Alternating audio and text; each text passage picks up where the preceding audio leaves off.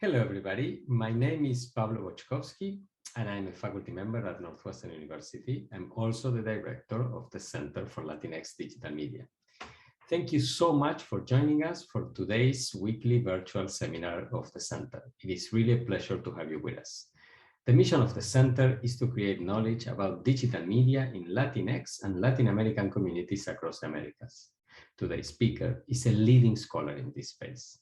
Dr. Carolina Escudero is a communication and media psychology researcher. She is currently lecturing for the School of Journalism and the Women and Gender Studies Department at the University of Missouri in the United States, but in their Barcelona campus in Spain.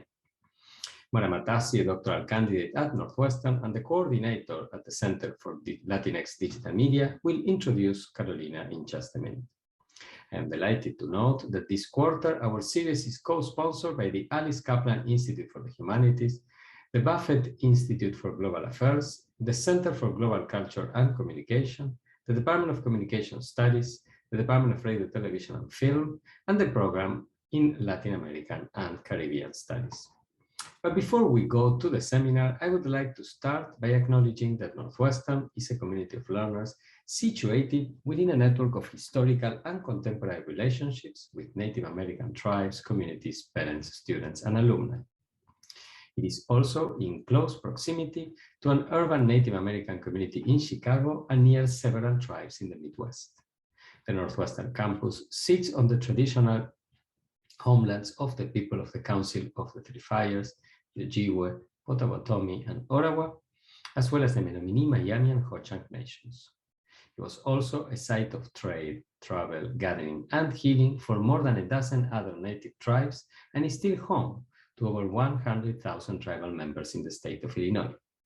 It is within Northwestern's responsibility as an academic institution to disseminate knowledge about native peoples and the institution's history with them.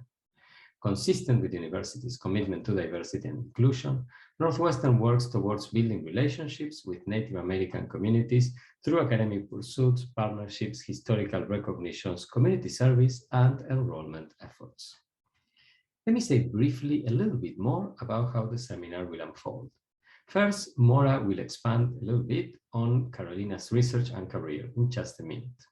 Then Carolina will present her work. After that, we will open for questions. Please enter your questions in the Q&A function of the webinar. Mora will moderate. At the end, we will deliver some closing remarks. Once again, many thanks for joining us, and without further ado, Mora, the screen is all yours.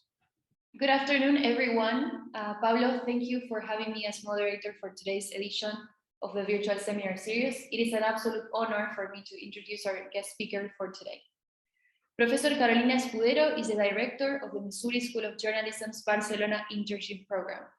She completed her doctorate in social psychology and cognitive neurosciences in the JFK Kennedy University in Argentina, her master's degree in the sexual difference studies at the Women's Research Center from the University of Barcelona, a degree in journalism from the Grande École University Center for the Teaching of Journalism at the Robert Schuman University in Strasbourg, France. A freelance journalist, Professor Escudero specializes in European Union and Latin America issues. She has worked for numerous international news media outlets, including the Caras y Caretas magazine in Argentina, Panorámica Latinoamericana in Belgium, Nuestro Tiempo in Spain, Artemisa News, a South American agency that focuses on gender news, as well as others from Venezuela, France, and Holland. One of the projects in which she is involved is a documentary on how media treat gender issues in Argentina. The film is co-produced with the Artemisa News team and with the support of the World Association for Christian Communication. Professor Escudero also received a Leonardo da Vinci grant, which has allowed her to pursue communications-related work in European Union institutions and in Belgium. Professor Escudero has presented her research on gender issues in South America and the international agreements regarding women refugees at numerous seminars. She has served as professor at the Universidad Nacional de General Sarmiento and the High School of Journalism TEA, both in Argentina. Her work has been published in venues such as Advances in Social Sciences Research Journal, the International Journal of Innovative Science and Research Technology, and the Review of Journalism and Mass Communication. In today's presentation, Professor Escudero will aim to provide an overview of a media psychology action research based on artistic mediation and peace building, towards the results obtained through the media campaign We Are Looking for You, known as TDB, and of which we will hear more today. Without further ado, then please join me in welcoming Professor Carolina Escudero. Thank you so much, Mora, for this presentation. Hello, everyone. Let me share, first of all, the screen. So once again, hello, everyone. I'm very happy to be here, especially to being able to join this series from here, from Barcelona, Spain. This is a wonderful opportunity to share my research to a wider audience, and also to be part of this great and diverse repository you are making to highlight the work, our work of Latinos and Latinas scholars. So today I am presenting this media campaigns and repair. That is a part of my research that I started in 2016 in Catalonia, and more specifically in Barcelona. So I will proceed with the presentation. So first of all, I will introduce the topic with historical facts, which is very needed because it's based on facts that they happened a long time ago in Spain and the context today. Then I will present the activism and the different organizations from families victims of stolen babies, the campaigns, and finally the conclusions where we can see the repair and the different voices related to this topic. So in Spain, according to the organization ANADIR, 300,000 babies were stolen between 1940 until 1999. Many of you, maybe you are considering like, until 1999, but what about the democracy? Yes, you're right. In 1975, it was the end of the coup d'etat in Spain, but then it was the armistice law that it was like, we don't go back to the past, we recreate the country. And so, yes, the practice of taking the babies away from mothers, it was until 1999, and I will explain why. So this practice was divided, let's say, in two different periods. The first period is between 1940 and 1960, and it was based on eugenics, okay? It's interesting because they used to separate the babies from the mothers because the mothers that were left side or they had what they considered the red gene. So that was very negative. But also a very important character during that period in order to theorize about this type of eugenic. It was Dr. Vallejo Nájera. He was a psychiatrist and he was working for the Nazis, okay? So he was bringing the experience and the modus operandi from the Nazis with the mothers, Jewish mothers. So when I knew that, I knew that for this research, I had to take into consideration as a theory the work of Viktor Frankl, and we will see why. So another important point is the second period of these stolen babies in Spain, that is between 1960 and 1999, okay? In this second period, it wasn't just related to politics. It was more about making money. The babies market, it was giving a lot of money to medical doctors and all these people that they were involved. So what was the strategy at this period to separate the baby from the mothers? The mothers, they were just normal young mothers that they were ready to deliver their first baby. They used to isolate this young lady. They were marked. It was a mark most of the time on her story, like, you know, we will separate her. The medical doctor should say like, she's young, it's the first baby, so she can make another baby. So when the mother used to arrive to the clinic or hospital, they used to isolate her, provide medication without consent. Here we can talk about gender violence already, and obstetric violence. And when the mother used to wake up and ask about the baby, they used to tell her, your baby passed away. Your baby is very sick, so we don't want to show you your baby because this is your first experience as a mother. So we are protecting you. We are trying to save your life because you are not okay. And in some cases, they used to tell them, your baby looks like a monster, so you shouldn't see it. And your baby will die soon. When the mother used to ask and make some pressure to the nurses, medical doctors, and nuns, in some periods, they had a lot of nuns helping in the hospital. They used to show to those mothers a dead baby that they used to keep in the refrigerator in the hospitals, you know, for studies. So the experience from those mothers, it was like when they were touching this baby, it was very cold, and they were wondering why my baby is so cold. And they were saying, well, we have to keep your baby under these conditions because we have to study what happened to him or her. So many mothers, they were manipulated for all these long period. I will say in the second period, that the babies, they were not alive. And they used to provide them medication in order to psychiatric medication in order to forget about their cases. And the recommendation used to be, you know, you're young, you should forget about this experience and you can make another baby. In other occasions, it was like, you know what, you are a very good Catholic mother, so your baby is an angel, so you should be happy about it. So different strategies they were using in order to manipulate and silence those mothers.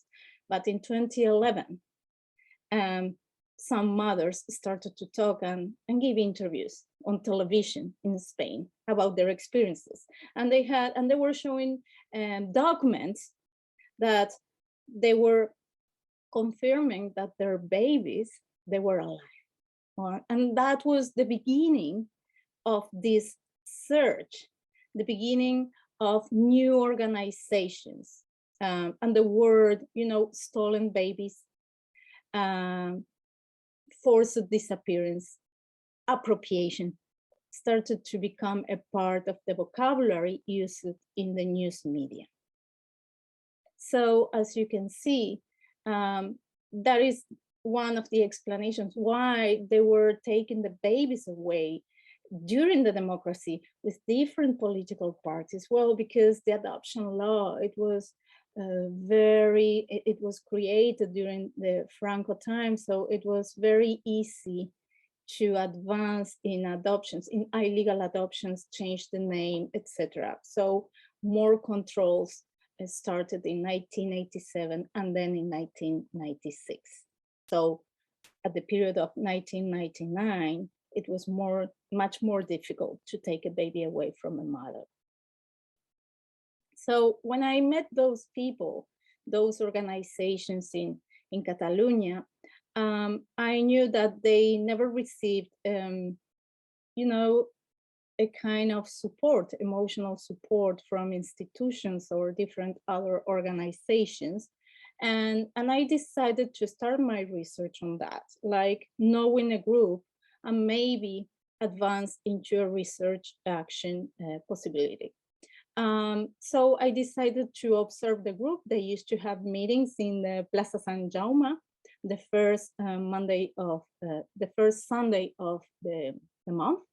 And they used to be there and provide, you know, some information about their organization, what they were doing, etc. So they were working a little bit on their testimonials, but they didn't want to talk that much. They didn't want to provide all the details about what happened the day that they were ready to deliver the baby, what happened, how they figure out that the baby was alive and didn't pass away, etc.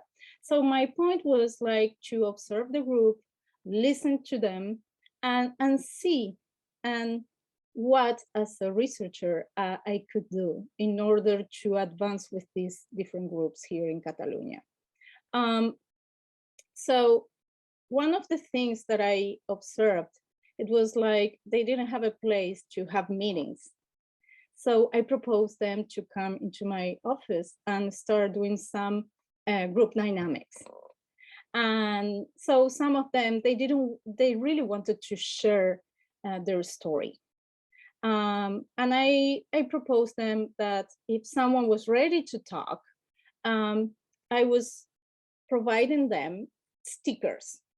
So the person who was talking in front of the group had the possibility to put red stickers in the place of her or body where she was feeling pain or feeling sad. Okay, so the person was talking this day, I was ready to deliver the baby, and then I show up and they separated me from the rest of the mothers. So this person from the organization was placing these red stickers. Then another one passed and talked her story with more details. So it was the beginning of talking in front of a group of victims. So the second part of this group dynamic, that was the second one, it was like, okay, now that we exposed our stories, it's time that we can repair in a symbolic way as well. So I was providing the group different stickers with happy faces, hearts, or flowers. So we made a circle and we were working on the reparation. In the red sticker, they used to place a flower or a heart. And that was the beginning of the repair inside of the group.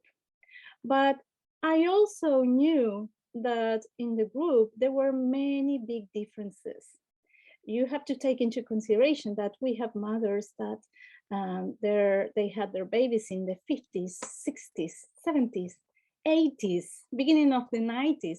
So they have different beliefs and ideologies, but they had a common point that they're victims of this atrocity, okay?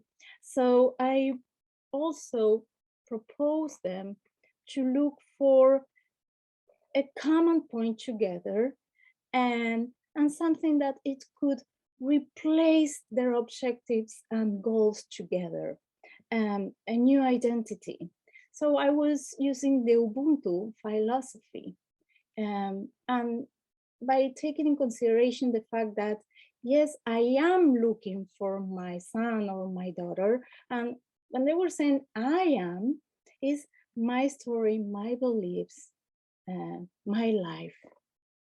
And then I am looking for you, we are looking for you. Then I will join the group and I will put all my force with the rest of the forces to continue with this search of the babies. And I propose them to create a sign that this Ubuntu philosophy could be seen and feel. And this is, as you can see, it's a very easy sign. I mean, you don't see a lot of design, and that was the idea, a very easy sign that you can print and you can have, or you can make it. And so for them, that was the beginning of this reparation as a group. The repair is coming from their bases, okay? Their work, their trust, their stories. So after that, I decided that by taking in consideration their stories and their experiences, it was very hard for them because sometimes they had to expose their stories to prosecutors, lawyers, and they can't go with a friend or a family. They have to be alone. And it's very challenging because we are talking about a very, what we call a trauma that is severe, okay? So when you go back and you didn't work on that emotionally, is very challenging, and you don't feel okay by telling your story once again this day when they take out your baby. So I propose them to work on this bus experience. And so I created this group dynamic. I provided them this image that you can see there, a bus, an empty bus. And the idea was like, well, but you're the driver, and figure out that you have to talk in front of someone that you don't know. Maybe it's not going to show empathy and compassion, but this person needs to hear your story with all the details that, is challenging for you, is very sad. So before starting your story, think that you're in the bus and the people that made in your life something really good, like people that they were giving you support, love, trust, like a primary school teacher, your neighbor, your grandmother. It doesn't matter if the people they're still alive or not, it's in your memory. So bring them to this bus. You can put little faces there or their names, and you're the driver. So all of them, they're behind you. So this specific group dynamic, it was very powerful for them. I didn't ask them to bring, the bus everywhere, but I showed them a way to activate the bus, and it was with your hands. You're in front of someone, you will start to talk, but you don't want to feel alone. You need to feel this love, the support from the people that they love you, that they were for you. So you will start to activate the bus with your fingers. My mom, my school teacher, my neighbor, and you will feel that even if they see you there alone, you're not alone. And that was amazing, because in many different situations, I have seen images from them, even in news media, where they were activating the bus and they were telling their story, and they were in peace. So that the bus experience was very helpful for them. Here you have some examples from the people from the organization, how they created their buses. The lady here in the middle is Yaya Dolores. Yaya Dolores is 98 years old, and she's looking for her son. And she's an amazing lady. She's attending all the workshops and the group dynamics. And during the pandemic, she used to attend them through Zoom. So that's why I have a lot of respect for Yaya, Grandma Dolores.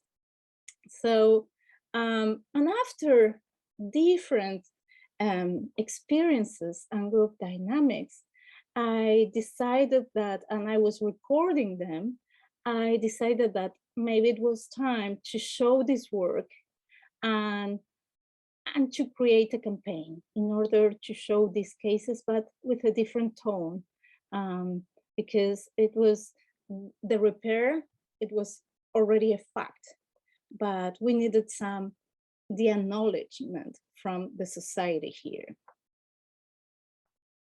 So this is the first campaign we presented in 2017 as a result of this. ¿Esto es la primera vez que lo hago yo? No, pero...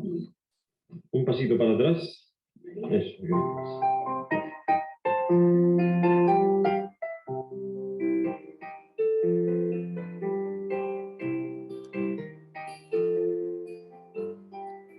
Hola, me llamo Carmen Carrasco.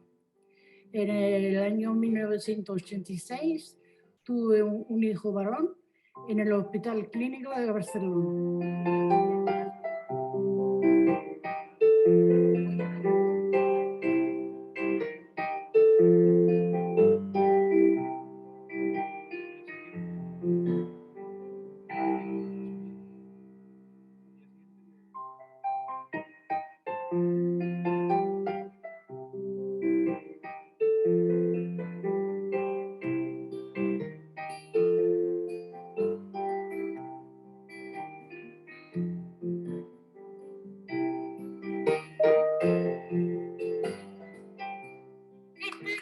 familia, porque somos todas iguales.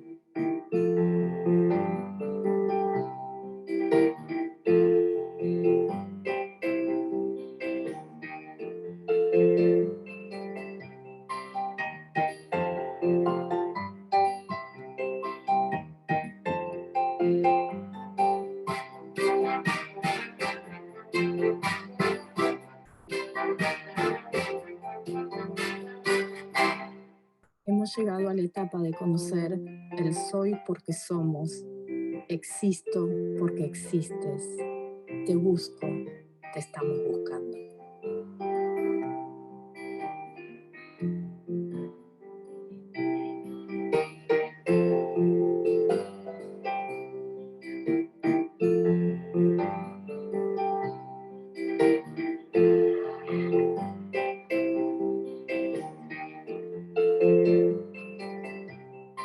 Hola, soy Ana Paez Garro. Busco a mi hija. Busco a mis hijas gemelas. Busco a mi sobrino gemelo. Soy tu abuela. Soy tu hermano y tu madre. Hija, naciste el 24 de diciembre de 1981. El 23 de abril de 1963. 3 de diciembre de 1967. En el Hospital Clínic de Barcelona. En el Hospital Mutua de Tarrasa. En el Hospital Real de Granada. En el Hospital Virgen del Camino. En la maternidad de Barcelona. Te busco. Te buscamos. Te busco. Te estamos buscando. Te busco. Te estamos buscando. Os estamos buscando y os buscaremos siempre.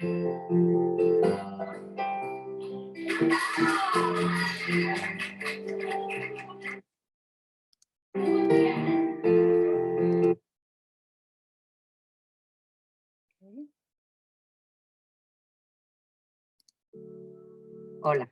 And that was the campaign in 2017. And then a second campaign was done in 2018. I will show some parts of this second campaign because we are reproducing some parts from the first one, but the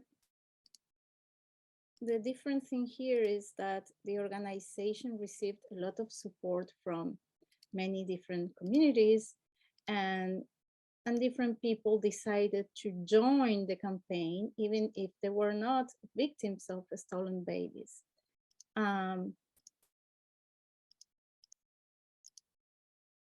That comfort cushion.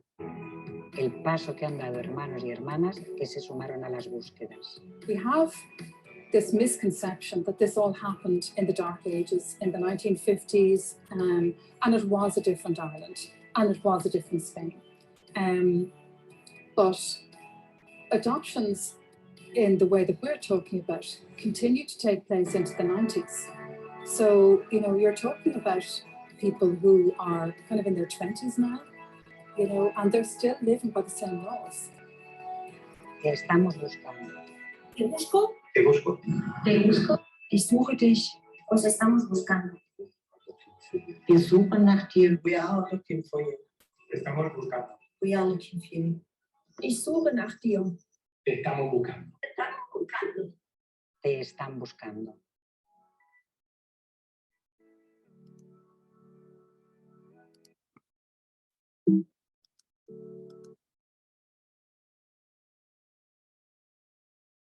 So after these two campaigns for the group, it was the beginning of a new way to look for the stolen babies, with a new tone, but with much more support from the community. So they were feeling ready to go and talk and expose their cases to a wider audience, like you can see here at the University of Barcelona. They are doing that twice a year now here in Catalonia. But also many different organizations. At the beginning, I started with the community here in Catalonia, but after the first campaign, many different organizations from Spain decided to join us, as you can see here. And even mothers that they were in other countries like Ireland, England, Germany. So this sign, it was arriving everywhere, and that wasn't a part of my plan at the really beginning. So I was very, very surprised.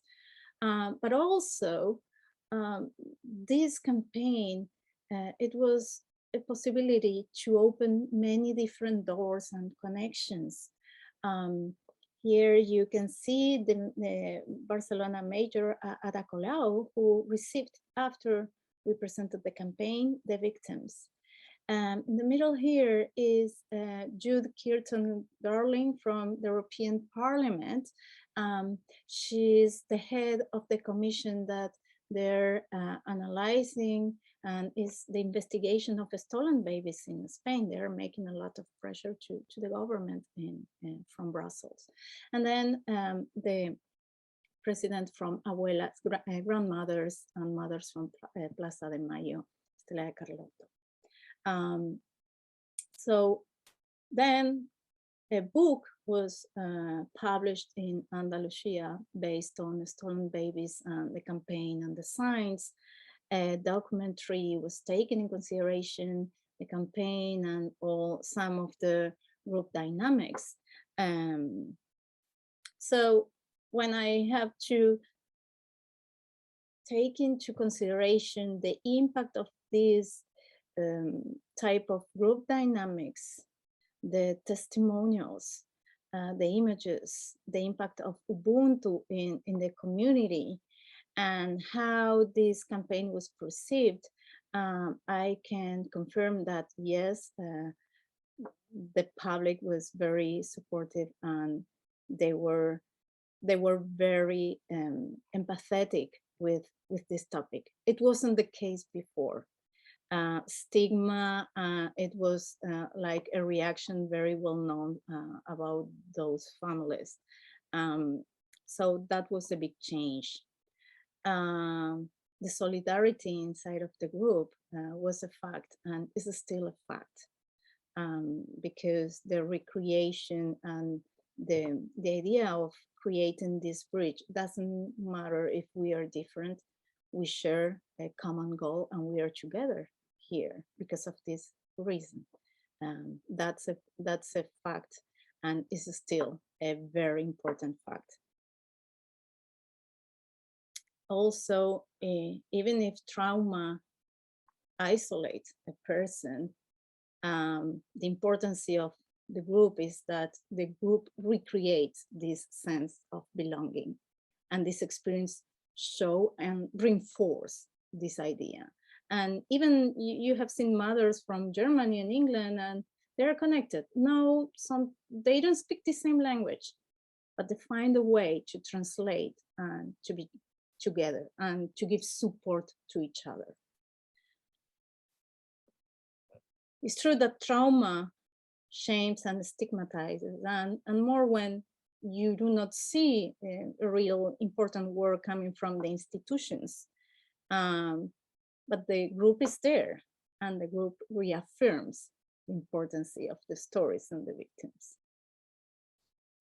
It's true that trauma degrades the victim, and I have seen that, but the group is there again and exalts her.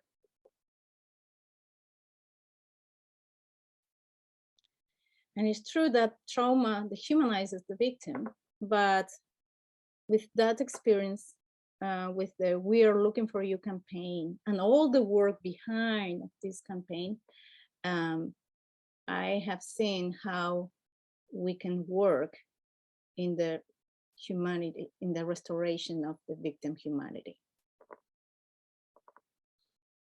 So the group is very audacious because even if they don't have, they didn't receive attention as victims. We do not read their names in the history books yet. They decided to talk, to expose themselves, to show their faces, and show that they're looking for their babies. And a social change, yes, happened. And the support from the community, it was huge and is still there. So the activism through both campaigns was remarkable in order to show how we can start a reparation process from the organization without expecting the help or assistance from the institutions. Those are my references. And many thanks for your attention, and I hope you enjoyed this presentation. Thank you very much. Thank you very much, Professor Escudero, for this really important presentation. I have many questions, and I do know that other people have questions too, so I won't monopolize the conversation, I promise. Before I go with my questions, I first want to remind our audience that we have a Q&A box where you can leave your questions, and I will try to deliver them to Professor Escudero. So my first question is the following one. How can we make sure that, and of course the project that you have just described is an example of that, right? But how can we make sure that we preserve memory in an age of media abundance, in which everything seems to work on a short-term basis, in which memory tends to be short span, that is, we tend to remember everything that just happens recently, and in a world in which there's just so much content, right? And I wonder, how can we make sure that we protect memory in that particular context? And then my second question is that you mentioned, particularly by the end of your presentation, you mentioned the importance of group dynamics when it comes to struggling against trauma. And I wonder whether you have any insights on how digital technologies can actually work towards helping groups and helping towards fighting against trauma. So those are my two questions.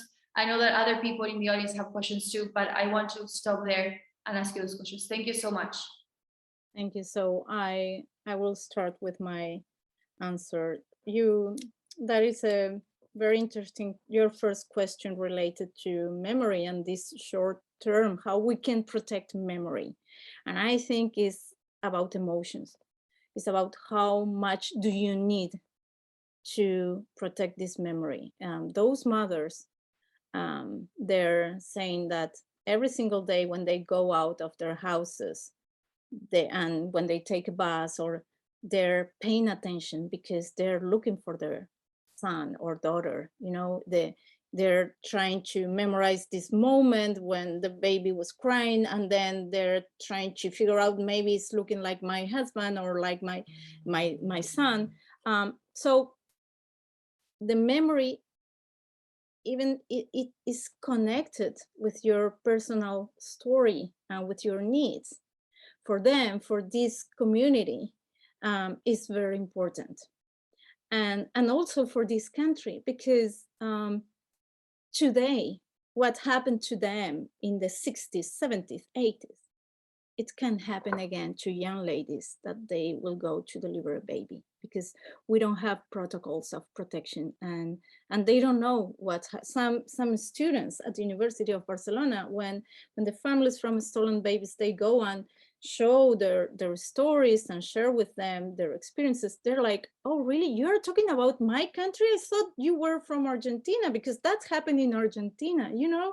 So I'm still surprised about this, and we should work, and that's why, and I will connect this answer with your second question, like the group dynamics and the idea of placing those activities online, you know, and becoming more connected, and to reduce this digital divide that we had with this community of from families from stolen babies.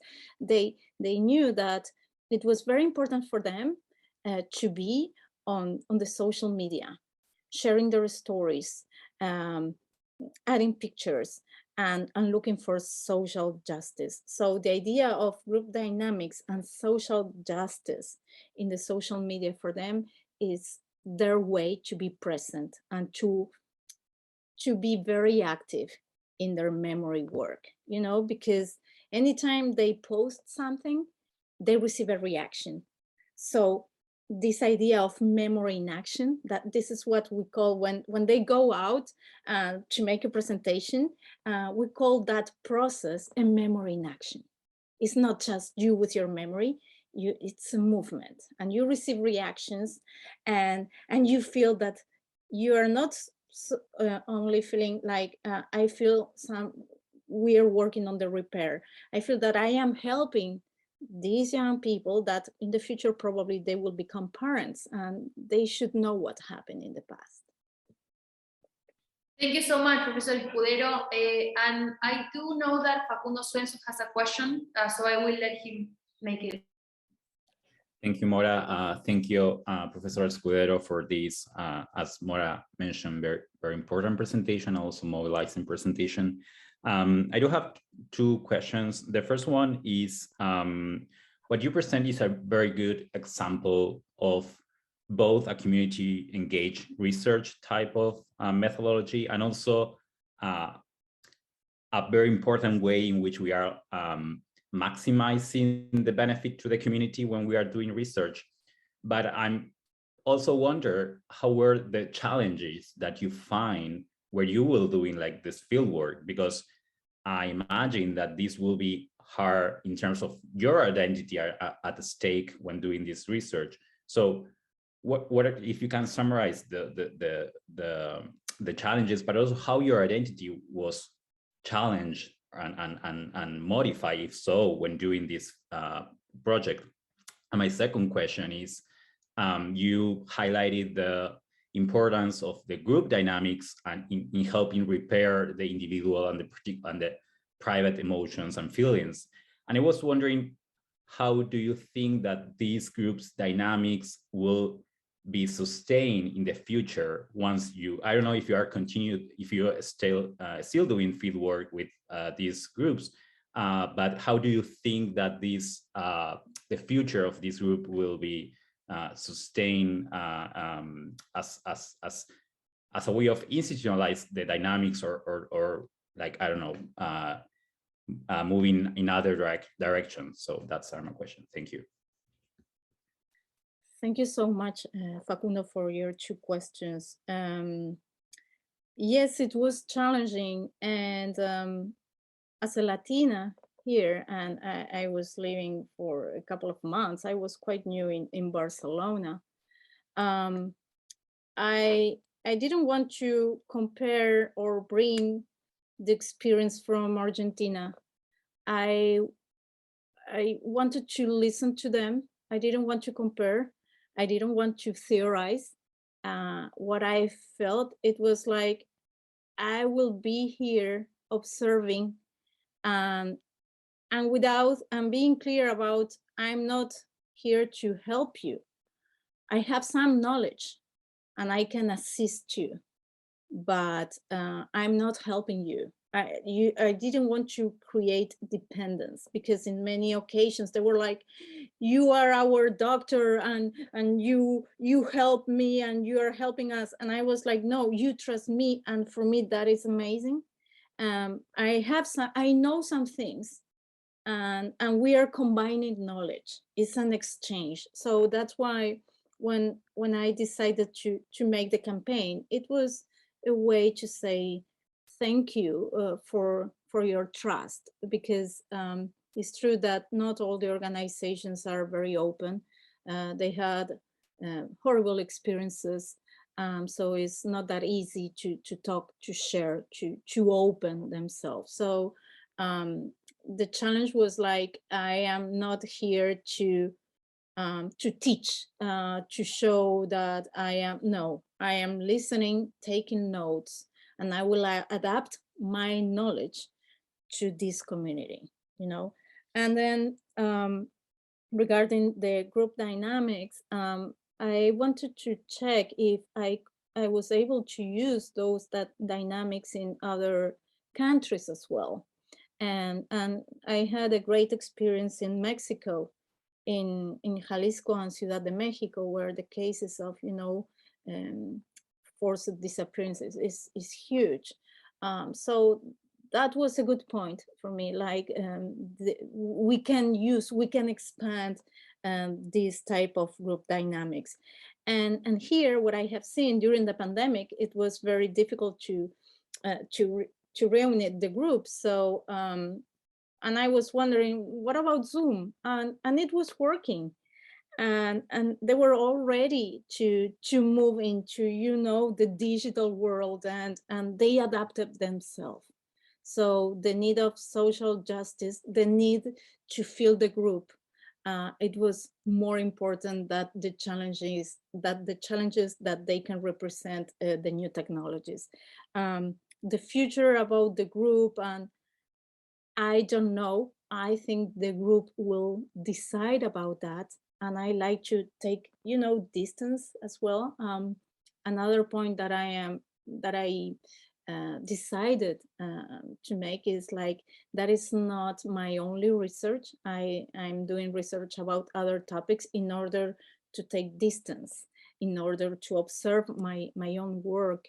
And as you can see, I made 2 campaigns, and it was very easy to say every single year we will make a new campaign. And I was like, no, we need a pause. Maybe they want, and they said, no, we don't. And I was like, I need to observe and see if the next campaign, if we will have a next campaign, but I don't want to force myself to have ideas about that. It should be natural.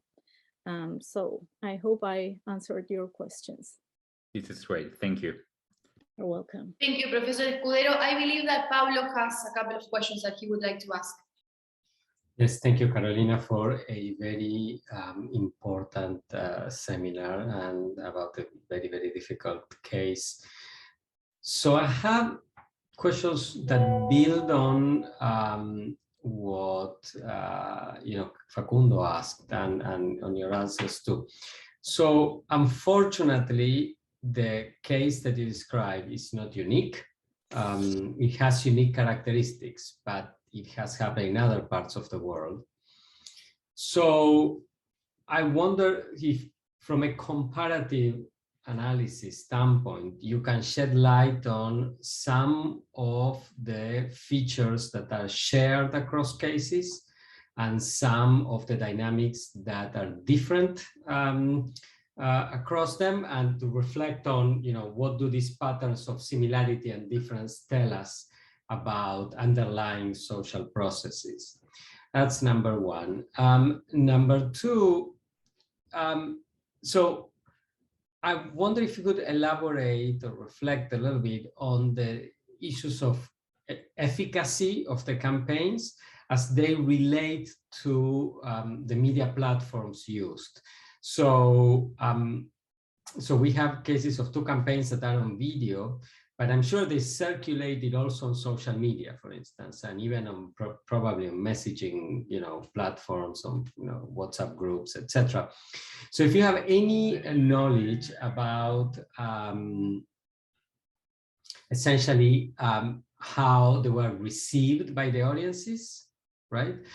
Depending on the media in which they were either communicated or shared or annotated, whether on social media there were sort of comments, etc., etc., would give us an impression of reception dynamics.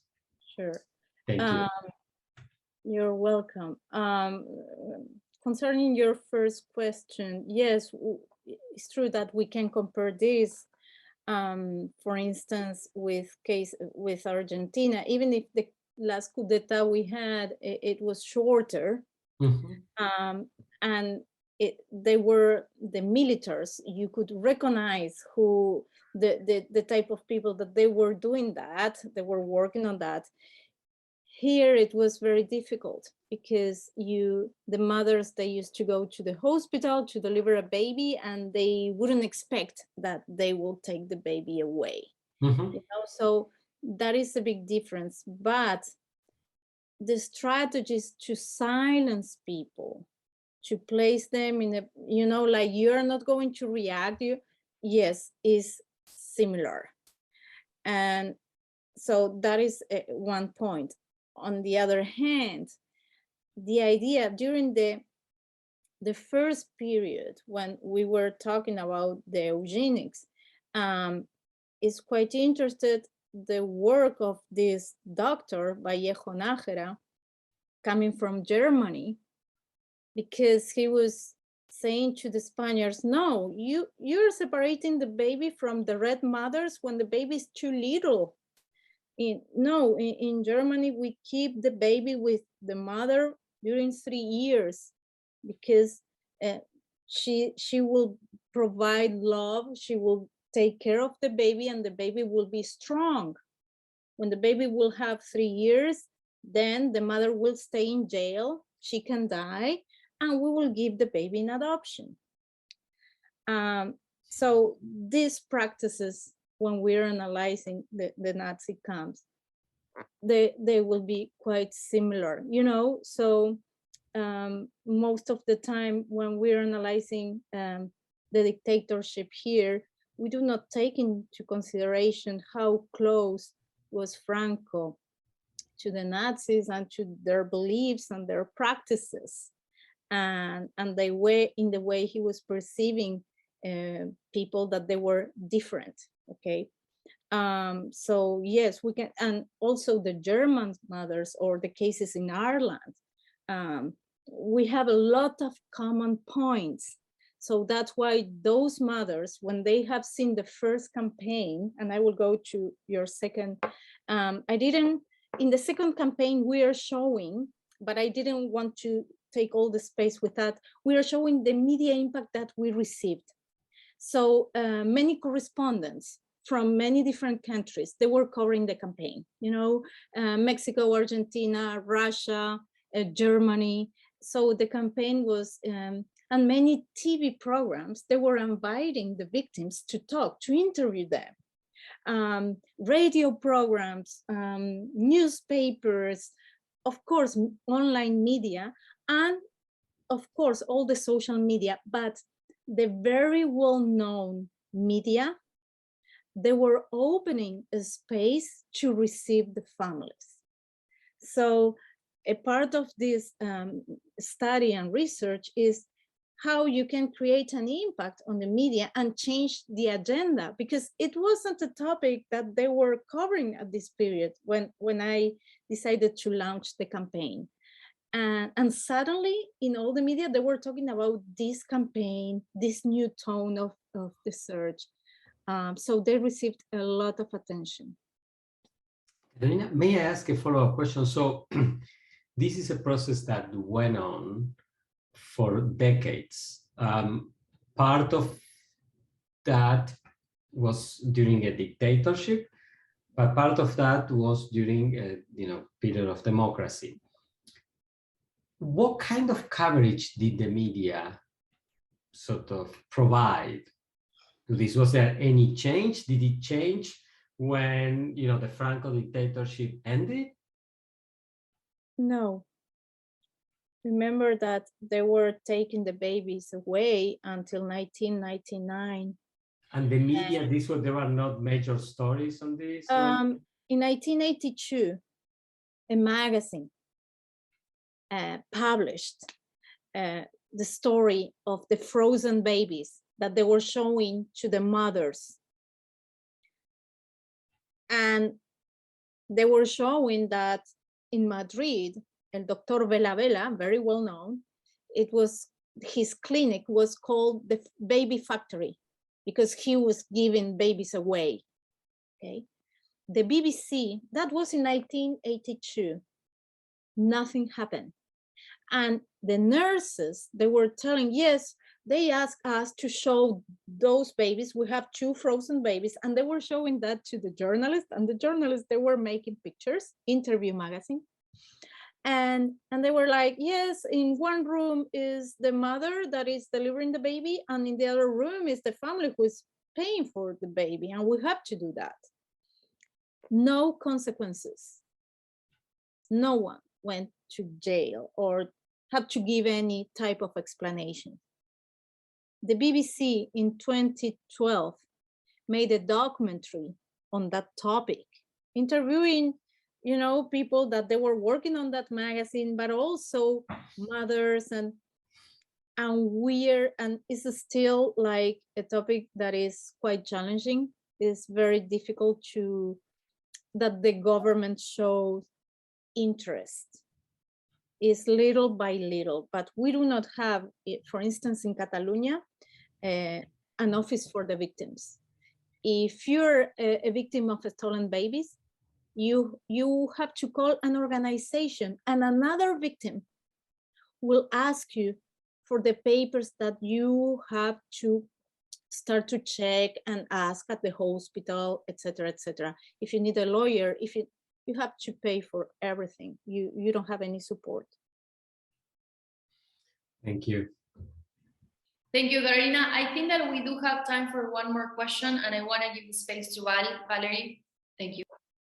Thank you. And thank you for Carolina for such an incredibly impactful presentation. I think I'm still in shock just by hearing all of this, but thank you for sharing. I'm really interested in the process of giving social meaning to the individual intrusive memories of collective traumatic events. And I thought it was really fascinating as to how you framed it and how the process really transformed the individual suffering into social testimony. And what you just mentioned when you responded to Facundo's question about how this experience was not meant to be a therapy-oriented goal, right? It was more of a mobilization and awareness, specifically with people of different backgrounds, as you mentioned, different countries, different age groups. I'm really curious as to how these personal characteristics played a role in the expansion of the movement and the audience's feeling of identification with these stories as well as they disseminated on social media. Thank you. Thank you, Valerie, for your questions and interest. So the expansion of this work through the campaign, I was expecting to expand this work in Spain in order to create, an impact on the society that, it's not a topic that some people they're like, I don't want to go back to the past. You can see the latest movies from Pedro Almodóvar, who's bringing back this topic because it's a need. Like we need to work on the historical memory.